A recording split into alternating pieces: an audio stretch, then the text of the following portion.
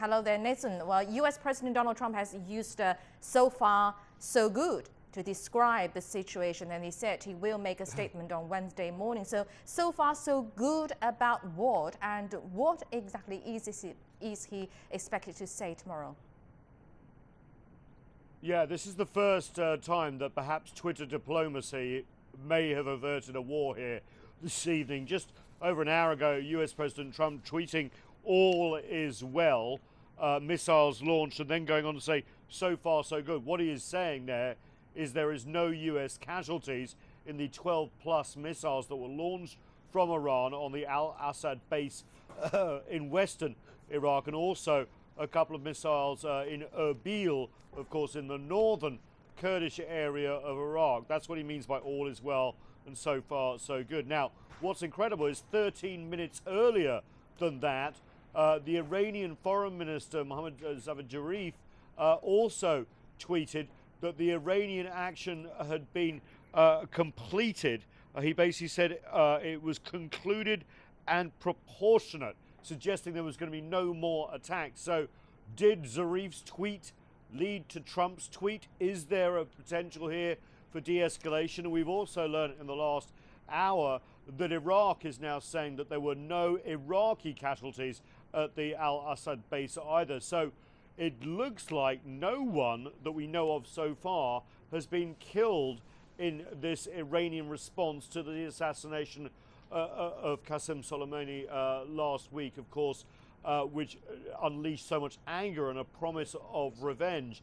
And I can tell you, we're used to the US president being very vociferous on Twitter. This is one of the calmest tweets we have ever seen from him after bases housing US service personnel in Iraq were targeted. So are they looking at some sort of de-escalation? We'll wait and see. He has this statement coming out in the morning, he said in that tweet. But so far, there is no indications that the US is going to respond, at least not in the next few hours.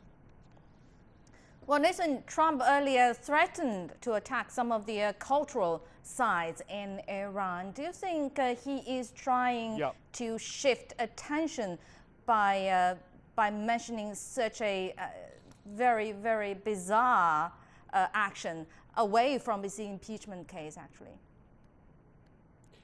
Listen, this town has been full of people on television and writing articles in newspapers saying this is exactly what the US president is trying to do, whip up a confrontation with Iran to take away attention from his impeachment proceedings. This has been vociferously denied by the White House. They say there are no parallels to what Bill Clinton did as articles of impeachment being presented, and actually bombed Iraq as well. Sometimes history doesn't repeat itself, but it certainly does rhyme in Washington. So that is it. Also, the US president sort of walked back a lot of those sort of comments a little bit in terms of hitting Iran. So we'll wait and see what happens in the wake of this response. But the impeachment is not going away.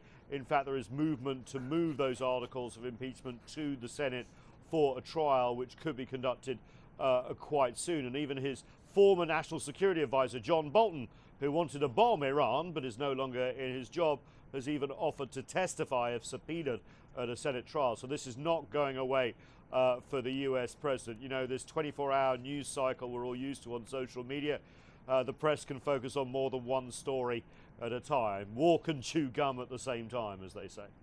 Thank you very much. Nathan King reporting from Washington, D.C.